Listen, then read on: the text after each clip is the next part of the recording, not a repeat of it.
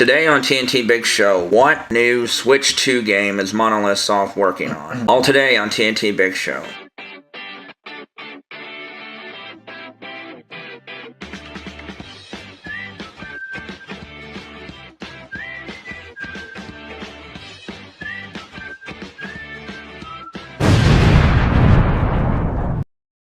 Hello ladies and gentlemen, and welcome to TNT Big Show. This is me, Michelle Nantucket. Okay, now, we all know that Monolith Soft has been the MVP for Nintendo Switch 1. With the Xenoblade series, helping out with Animal Crossing, they did such a good job with those games. Mario Kart, all these games, you know, Splatoon, and the Xenoblade games have just been their ace in the hole. Monolith Soft is easily now Nintendo's best company outside of course their own developers. I do kind of wonder though, Mario Kart 8 Deluxe, Mario Kart World, I mean the big open world. Wouldn't surprise me either. Monolith just doesn't work on one single, they work on several things because they got a lot of employees. Yeah, they're over 300 now. Yeah, so they can work on more than one title. Right. Now the last game that Takahashi and his team worked on was Xenoblade Chronicles 3, plus the DLC.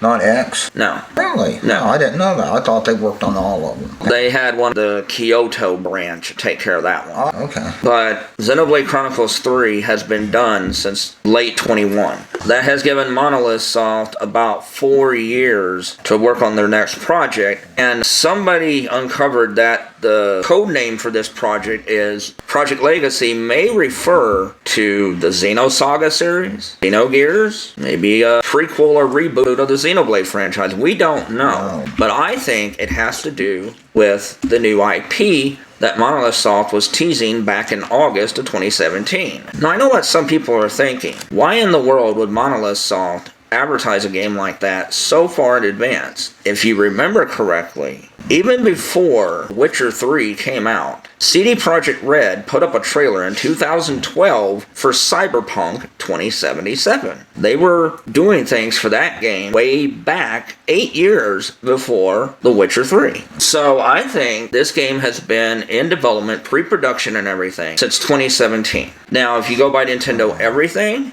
there are things different about the game from the traditional Monolith Soft game. However, it's still going to be an RPG, but there's going to be more of a medieval fantasy setting, interactions with objects, new ways to interact with NPCs, and world building. So I think you're going to see a rich lore. Even if you go to the new hirings, Monolith Soft's page, there's still things that they mention in the job descriptions that fit working on this game, such as having more fantasy, medieval themes, community online setting, which was first posted when they said they were hiring for this new project, and mechs and ambition, because they said it was going to be their most ambitious game ever. They may have waited for the Switch 2 so that it could handle the scope, the online, and the graphical grandeur that was going to be needed for this. So what we know from Nintendo Everything is that it's going to be an action RPG, and that there may be more real-time combat in this than in your typical Monolith Soft release. That is going to have a worldwide appeal. It's still going to be Japanese, but there are going to be things that are going to make it more appealing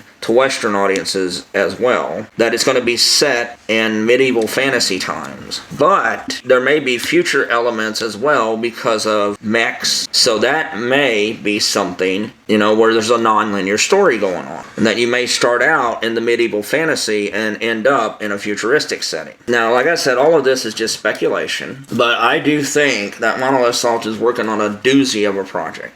To be honest with you, I don't think we are going to see another Xenoblade game until the Switch 2's life. I think they're going to try a new IP to see if they can build another franchise, another brand. Because people are like, well, Nintendo said that they want Monolith Soft working on Xenoblade. Do you honestly think Monolith Soft is just going to out-tell you what they're working on? Yeah, I still think they're going to work on other Nintendo projects, like Mario Kart World and stuff. But their main game, that's going to be the real, and I agree with Michelle. I don't know when we'll see. Will we see, if there's a fall direct, will we see it? I don't know. I think that if it's coming out in 2026, because they have been planning pre-production and stuff for this game for a long time, then at the Fall Direct, we'll see the first glimpse of it. Because I think that it being a new IP, I think Nintendo may want to start the hype train on this game a little earlier than others. Because I know people say Nintendo likes to,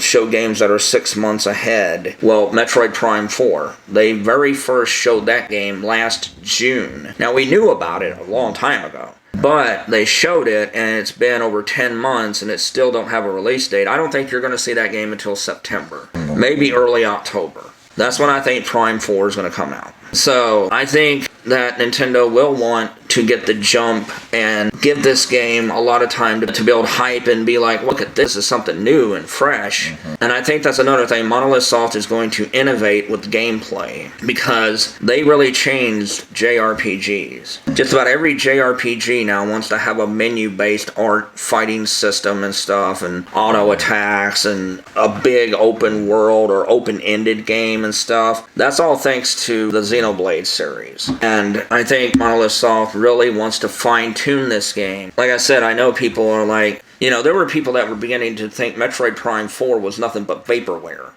Just because Nintendo hadn't shown it yet. Retro was taking their time and look at it. Just look at the game and how good it looks. Video games don't take a year and a half to make like they used to. Remember Shin Megami Tensei 5? Yeah. It was shown at the very first Nintendo Direct. Right. Telling about the system brand new. Yeah. And we didn't get it till a couple of years ago? 21.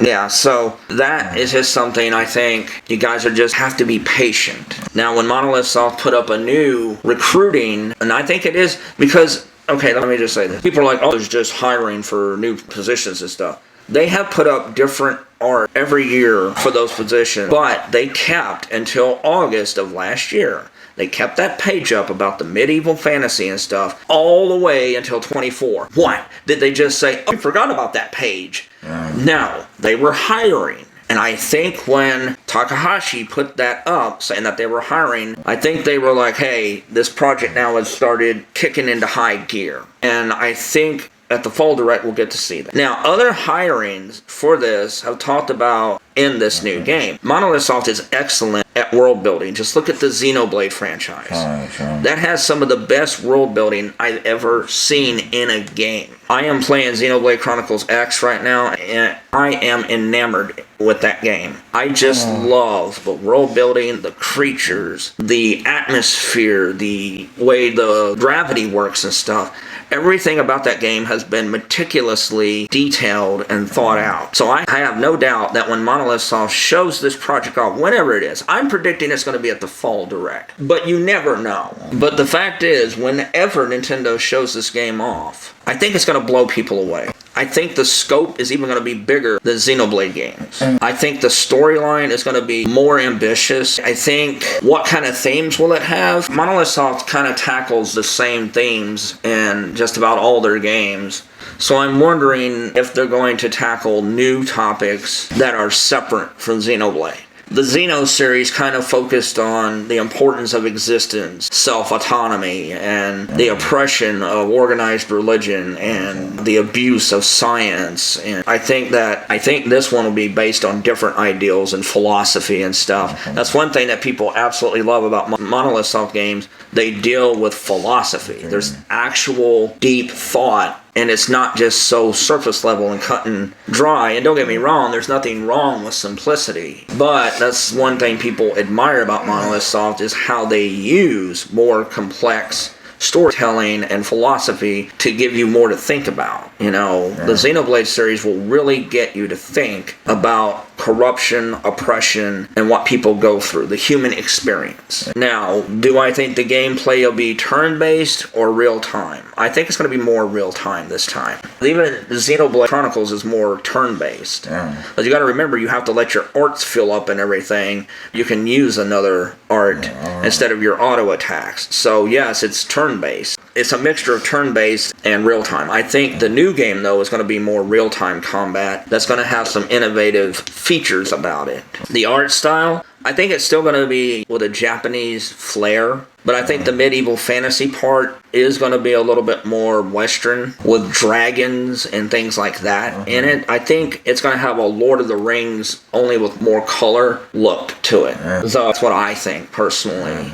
And I do think there will be an online mode. And in the future, I said about mechs. Yes, I think there'll be mechs. I also think there'll be heavy customization. The character you get to make, it'll be very detailed how you can make them. So that's what I'm predicting that will happen with Monolith Soft's next game. I can't wait because after playing all of the Xenoblade games now, which are on the Switch, I just love their games so much. The monsters and creatures are beyond anything you see on most other games.